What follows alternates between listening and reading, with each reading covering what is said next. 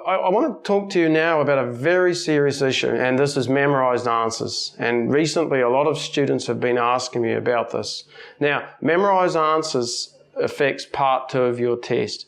If the examiner feels your answer is memorised, they're going to ignore your part 2. They're going to be kind of annoyed with you, and you're going to get a score based on part 1 and 3 of your test only. And you better believe the examiner is going to be as harsh and negative as they possibly can on this part. So memorised answers where you've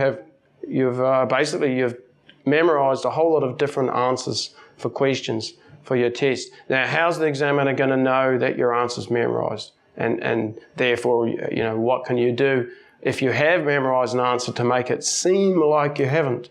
So there's a few ways the examiner's going to know your answer's memorised. 1, preparation time. You don't write notes, you just sit there doing nothing.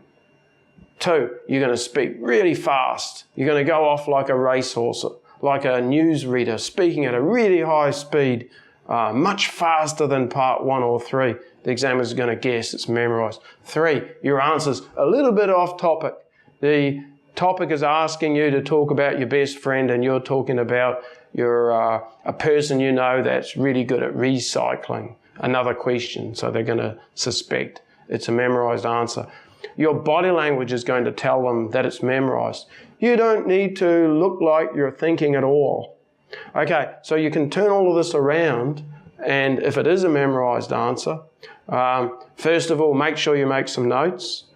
Don't speak too quickly, just speak at your normal speed. Occasionally use some body language to show that you're thinking, I'm thinking right now. What is it I can talk about next?